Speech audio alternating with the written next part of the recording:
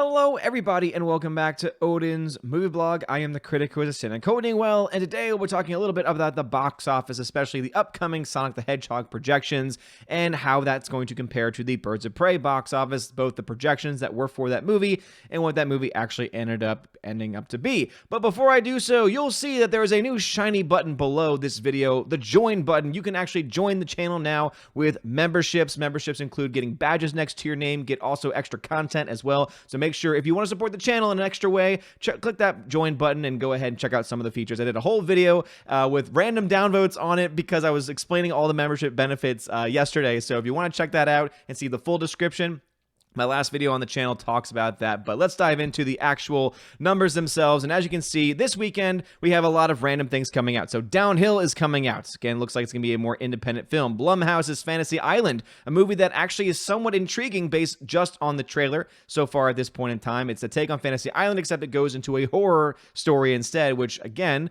makes it a lot more interesting. The Photograph, which I know nothing about, but Sonic the Hedgehog is the big boy coming out this weekend with the overall projection set to be $36 million domestically. They expect this film to make around $110 to $140 million in the entire, by the end of its domestic run, meaning that's expected to make around $125 million total domestically, which means that this film will likely cross $250 million at the very least in the foreign market if it has a 51-49 split. I have a feeling that Sonic the Hedgehog will do better in foreign markets than it will do in the United States, but of course we'll have to wait and see when we get those actual numbers coming in. What is extremely interesting and what is very exciting about this movie, though, is that the increase, the change from week to week is what I find the most intriguing, because last time I checked these numbers, it was about 3% up from what it had been previously. Now it's all the way up to around 6% increase from the previous week. And the reason why this is important is because this was a film that I wrote off very early on. When the first trailer came out and we had that terrible rendition of Sonic, every single person was, I think rightly, criticizing the movie, saying this is not the Sonic character that we grew up with. I don't know what the hell you're doing. This looks awful. The song choice, the lines, just nothing seemed that great. And then guess what? The director said, I hear your criticism. I think that you are valid. And guess what? We're going to delay this movie. We're going to fix it in post. We're going to fix the effects. We're going to make the film better. And we're going to give you what you deserve. And what happened? Re-release a trailer with the updated effects. And you went from having one of the worst ratioed trailers of all time to a pretty standard ratioed trailer, and I would say even more positive than it normally would be because of the fact he went back and fixed it. And this is the reason why I plan to go see this opening night on Thursday, and I know a lot of people that subscribe to this channel are also planning to do the same thing. Not because necessarily they want to see the Sonic the Hedgehog film, though I know there are Sonic fans out there, but I think it's because we live in a world, especially as a member of the Phantom Menace, where we're just so sick and tired of studios and producers and directors and writers going out of their way to attack fans for being critical of their movies, and to have a director go out of their way to say, hey, I'm listening to your criticism, I understand where you're coming from, and I think that you're right, let me go ahead and change it, is a breath of fresh air. It's something that I really hope other members of Hollywood and the Hollywood elite end up following in the footsteps in, and if Sonic the Hedgehog ends up doing well, I want everyone to go back to what the Sonic the Hedgehog numbers were prior to this new release, because they were not looking very good. This film was looking like it was likely going to be another big box office bomb of the year.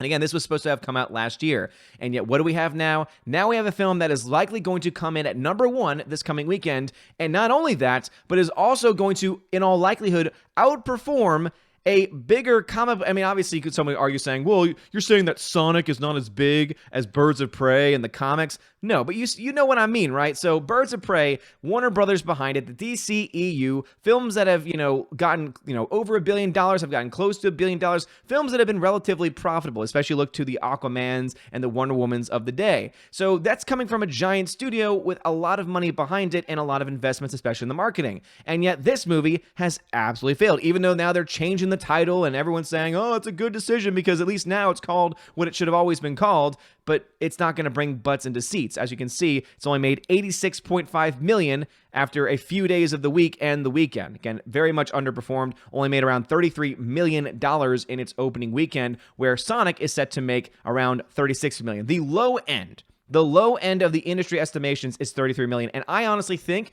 it will probably get closer to the 36. And the reason why is because, and again, I'm used to using the data in front of me and just my own thought process, Birds of Prey in their marketing push people away. They push fans of the comics away, they try to push men away, and they try to get in the female audiences. Funnily enough, guess who the vast majority of the audience was that went to go see Birds of Prey? Oh wait, it's about 51-49% men. Isn't that interesting? So not only did you not drive out women to go see the movie, but you also drove both men and women away from seeing it. Sonic the Hedgehog, on the other hand, is not doing that in its marketing. Instead, it's saying, hey, this is just going to be a fun movie featuring the lovable character Sonic. This is going to be a movie for the fans. The fact that the director went back and fixed a problem that fans were complaining about tells me that is much. That is the narrative of the film. They had a bad product, they had a bad image, they decided to change it for the fans, and now they're giving the fans exactly what they asked for. That says to me, that's the formula for, hey, that means fans are going to go out of their way to see this, probably even opening night. That means people like me, who are casual fans of Sonic, are going to go see it opening night just because the director actually respects the fans, actually respects what we have to say. Versus Birds of Prey, which, yeah, look, it's underperforming in every single way, and what are the media and what are the studios doing? They're not respecting the fans. They're saying, oh, we're just going to change the name because we think you're stupid. That's not respecting the fans. And then, of course, you have the media types out there who are saying, oh, well, the reason why it's not winning is because of misogyny and because of all these other things that we won't actually point out the real problem why it's failing. And, of course, we know that that is just their game. That is just exactly what they always try and push. But Sonic the Hedgehog, man, $36 million, I think it'll probably get close to that number. This number also is set to adjust as well. Normally around this time, either today or tomorrow, we'll get some updates about what the official estimate is from the industry experts. And of course, we'll eventually get the Thursday opening numbers as well. And to be honest, if Birds of Prey had a terrible opening Thursday, which again, it did. Let me try and see if I can find that number for all of us. So over, let's see, daily box office, $12 million. So that's including, so it had $4 million to my memory. It made $4 million in its opening night, which is anemic in comparison to other DC films. Again, the previous film that came out, Shazam, made $2 million more.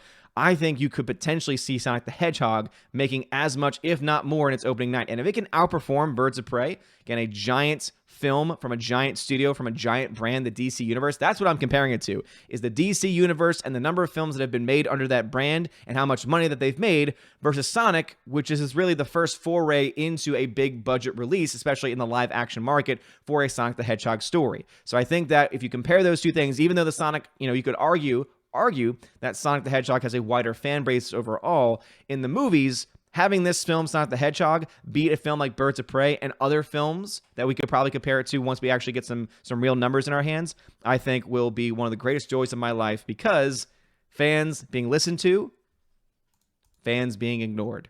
I always love to see that narrative. But anyway, let me know your thoughts about this in the comment section below. Do you think that Sonic the Hedgehog is going to make more than Birds of Prey? And do you think it's going to have a very successful opening weekend? And do you think it's going to be profitable? As I said, once we start getting some numbers in, I'll be able to crunch that into my Excel sheet, and we'll be able to figure out just what it needs to be, what it needs to make in order to reach profitability, because we need to get some updated numbers for how much they spent on the actual visual effects for the film. I want to say the reports are saying it was around $5 million, which is kind of on the low end of things. Some suspected it might be higher. So once I have the actual given budget and try to figure out what that would have been with marketing and everything else, I'll have those numbers out. So sometime later this weekend. I do want to point out, though, that I am going to be going on a retreat starting Friday morning. So I'll try and pre-record a couple of videos for the weekend, but there will not be a live stream on Saturday, and I will not be on Friday Night Tights. But you can indeed continue to support the channel. Again, if you're a Patreon Subscribe Star member, you'll be thanked at the end of this video. But also, as I mentioned in the very beginning, there is now the join feature. This is something that I've actually been waiting for a long time.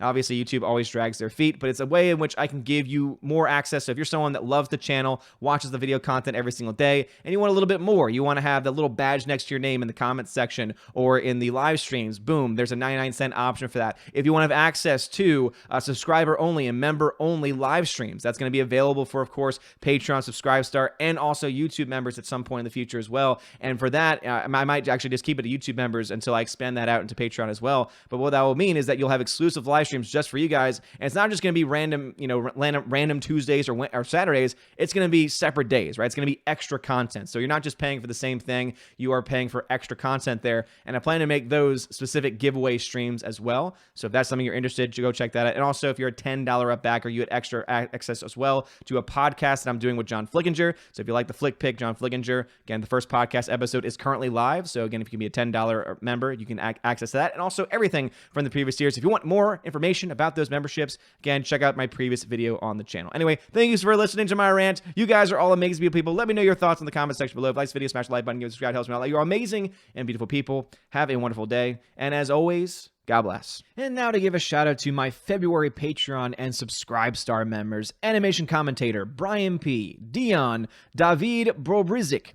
Please let me know if I need to repronounce that name. DivX, Elizabeth M., Enrique Evangelista, Father Christopher Miller, Frank the Tank and the Shawhan Weird Dog Clan, Harold Francis, The Hunky Chunky Funky Monkey, Inflamed Wood, It's a Trap Productions, Jason Clark, Jeffrey Toon, Jeffrey Lebowski, JJ Jonathan Jerembeck, Kenneth Cameo, Lady T, Mad Mitch Dunaway, Mr. Peabody and his evil twin with the beautiful hair, Orange Hat Reviews, Outpost Dyer, Perpetual Punster, Riff Magos, Rosetta Allen, Steve Glasker, Teresa Martin, Theodore Bendon, The DJD Show, and Tina B. And over on Subscribestar, Robert Revo, Larry, Mr. Roy, Glinzer, G2 Cool 99, Darkstar 57, Alice McCarthy, US 888-209 Fast, Dean Heiss, Hild Francis, J-Rod the Beer Guru, Nebanon G. Adams, and ZK Man. Then a shout out to Riff Racer Request and Sir Lance Elato.